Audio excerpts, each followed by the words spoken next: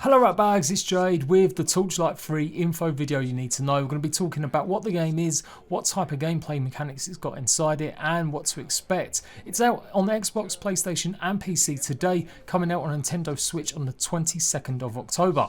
Torchlight 3 is out of early access of course today as well, so all the changes that have been going through the game, it's been developed properly and it's got now single player, which so many people wanted. Torchlight 3 can be an online experience with you and your friends, and if you've ever played the previous games then you'll pretty much come to expect just more of the same, but with lots more characters, lots more customizations, but a few new things which we're going to go over. Now originally it was going to be an MMO style game, you know, think of live loot, going around, pairing up with lots of players, being able to go in instances, and they had that idea for a while, but they ended up cancelling it this year and going back to a more traditional RPG, action RPG game, where you can play with your friends. So there will still be instances where you can play online and you will see other players, but you don't have to do that anymore. You can play single player, which is one of the biggest requests during early access. The devs said they couldn't add it until they actually went into full release. So it's here now, so you can choose to play with your friends or randoms, or on your own. If you choose your friends, it'd be up to 4 players, and if you're under leveled then you may find it a bit tougher going in with one of your higher powered friends. There is a new system how they pretty much equalise, and you may need to check on what level you are before joining your friends. And then they've got what's going to be the new take on the Masterwork levels. In previous times the end game consisted of going through procedurally generated brand new maps. They're still here, but they're going to be tailored even more, and they're called more challenges now by a mysterious genie. They'll give you lots of loot, and it looks like it's going to be more modifiers, so you can accept what type of challenge it might be this time round. So all in all, a good amount of extra content there, and I think it's a better look for it than its free to play Origins. You may notice a little bit of blowback in some of the comments if you look around for Torchlight 3 content or on the forums. Well, when it did launch in early access, it had problems, much like most of these games, with online connectivity, and it did cast a big negative spell. A lot of people also didn't like some of the implementation of some of the systems in the game. The first Torchlight is one of my favourite games of all time, and the second one I really enjoyed recently when I covered it on its console debut last year. From everything I've read though and everything I've seen with the game, it seems like a lot of the right decisions have been made. They're making this a more of a special action RPG, not something that you can just tailor made and custom make your character at all times. You really got to commit to your builds and get the most out of them by utilising their special abilities and skills. They've also got the respecking ability as well, but you're very much more locked into your class in this game than you are some other action RPGs, so be aware. You can change and kind of refund some of your skill points, but it is a bit of a chore getting some of these, and you don't get as many as you might think. They've also added something called contracts, which kind of go hand in hand with their new thought system. Basically, when it was going to be a free-to-play MMO, the idea was that you would spend money on cosmetics and building up your little base. Well, they've still got the base parts in there, but now you get all the cosmetics by playing in-game. I don't think there's too many plans for microtransactions or anything like that, so you can still just earn everything by completing a contract sort of battle pass system. Now I repeat, you don't pay any actual real world money for this battle pass, you earn it in game, you get fame points, it goes towards the next unlock, and with these unlocks you can pretty much get rewards for yourself like extra potions or abilities or skills, and you'll also unlock some cosmetics and items that you can place in and around your forts. Your forts, you'll be able to lots of different opportunities to build certain ones in all different areas, so at the point where you get through all 33 stages of the game, you'll have maybe 4 or 5 of these forts decked out in all different ways. Now I've used the word base, and that's probably a bit of an exaggeration. It is definitely more a case of just making some little square look a bit pretty with placeables, until you get to the higher stages where you might be able to add pet stables and a few more bigger buildings. It seems they're really trying to make it a little bit more like a world that you're going to come back to, and not just for grinding through levels, but also to make a little piece of it your home. And I quite like this idea. To get some of this stuff though, you are going to need to go and actually gather resources like wood and stone, and you'll find deposit points like these all throughout the game. Another really important new thing is this idea of a luck tree or luck grove, where pretty much you can take old weapons, armor pieces that are low level or you don't like, and you can convert them into special currencies. You'll also get currencies from killing certain enemies, and this all just builds up to increasing your levels.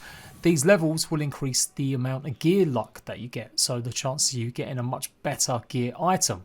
And that same system is tied to the difficulty of the game as well. The harder the game is, the more your gear luck score is going to be much higher. So again, it's something else that you can build towards and add and just try and help yourself to get some of the best weapons or rolls or really good combinations. And it means you've got something else to do with all that stuff. Instead of just selling it to merchants, you can go ahead and convert it into this special luck tree. Once you get established, this is also where you'll be able to craft and make yourself some new armor and weapons in the future too, and really treat it like a place to come after going through some of the dungeons and areas. Before we delve too deep into some of that though, let's start from the very beginning with the classes and talk about the differences with previous games and what you can come to expect with the 4 new classes and some of the brand new features they've added to them. So we have the Sharpshooter, we have the Dusk Mage, the Forged and the Railmaster, and they're kind of variations of what we've seen in the past. The biggest addition though is Relics, which kind of adds another skill level that you can learn and grow lots of more powers. At the first you've got Bane, Blood Drinker, Cold Heart, Electrode and Flaming Destroyer. Bane is more along the lines of a poisonous subclass, where you can summon creatures like spiders that will do more poison damage, or surround yourself with a poisonous mist. Blood Drinker has pretty much given you a whole host of attacks where you'll steal life from enemies, and create lots of draining attacks too. Lots of bleed damage as well. Cold Heart is definitely a little bit more about crowd control, slowing down enemies and knocking back immediate threats. Electrode has a variety of different electric attacks, as well as buffing some of your weapons to do electric damage. The Flaming Destroyer is pretty much fire and burning stuff. Lots of skills that will burn the enemy, so it's definitely worth thinking about what type of character you've already got with your class. So something like Forged, which already does quite a lot of fire attack, then maybe the Flaming Destroyer is not going to be the one for him. You want maybe something a little bit more balanced in case you come up against creatures that are more affected by things like cold.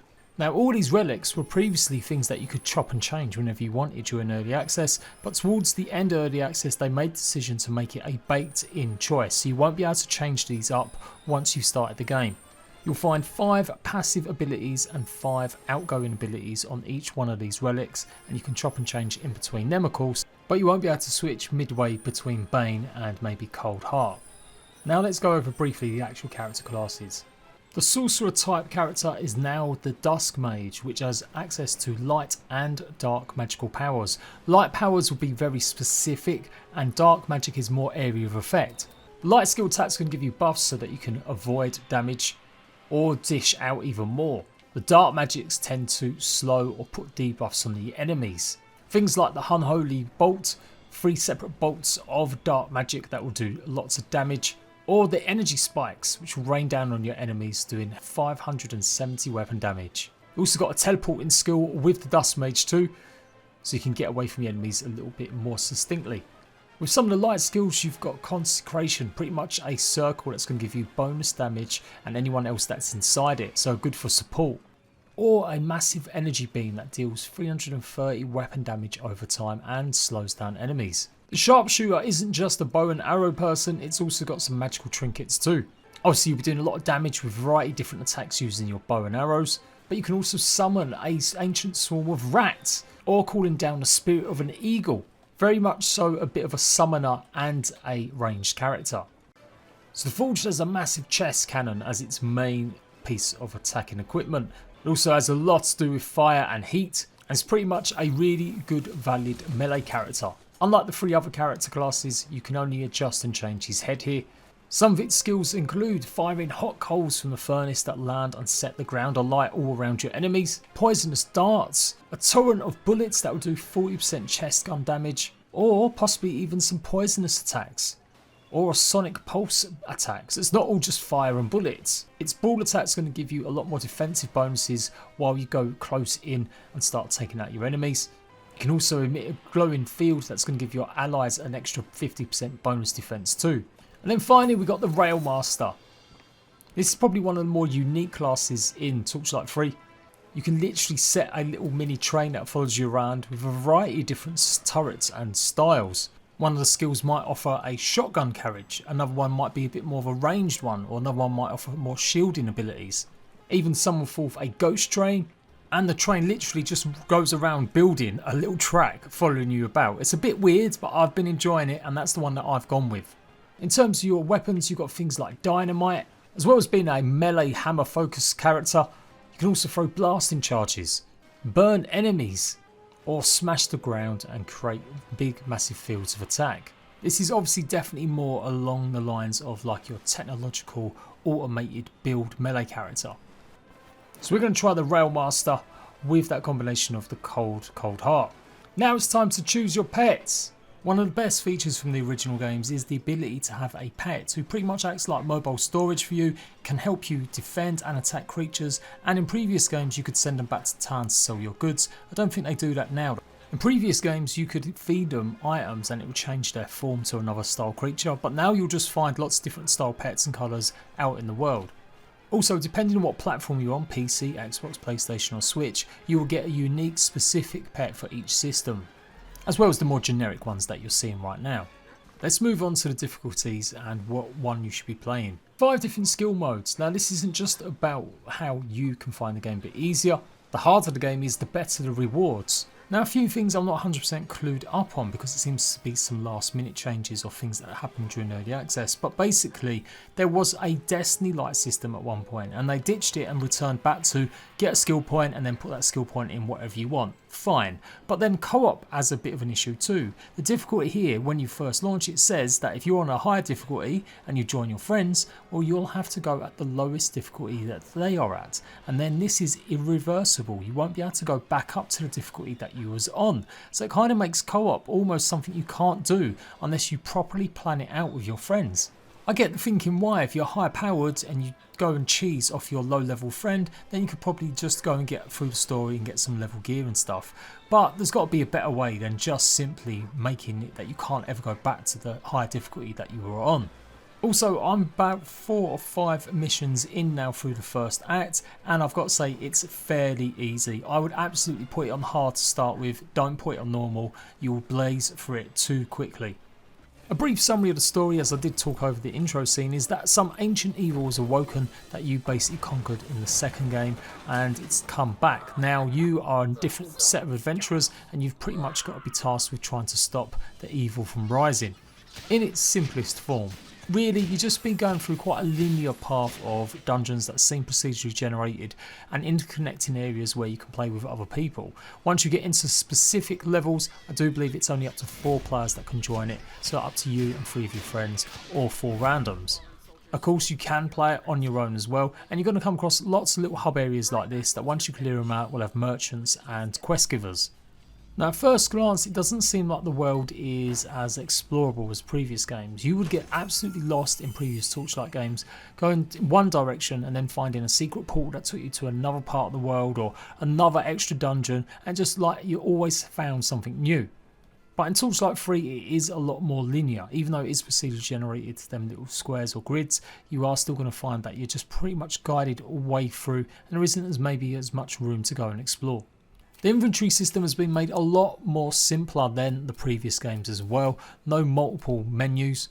You'll have your basic inventory which will have all the loot that you're picking up and you can choose between your weapons. So even if you are a particular type of class, then obviously depending on what weapon you use, you can still develop variations within your classes.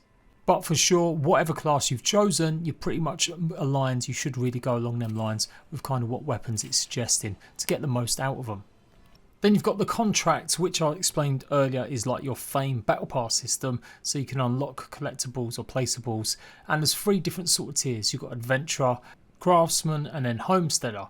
You have to pretty much choose what contract you want to contribute your Fame points to, and as you go up you'll unlock one. So chances are you will be able to unlock every single placeable, but you are going to have to rank up in each one, and you can only do so via 1 contract at a time. Yeah, as I said as well, you can swap out all your different pets and you'll find pets that you rescue. You can send them back to your base or you can swap them out there and then. Now let's talk about skills and actual levelling up. So you can see on the left hand side in that shield you've got your level score.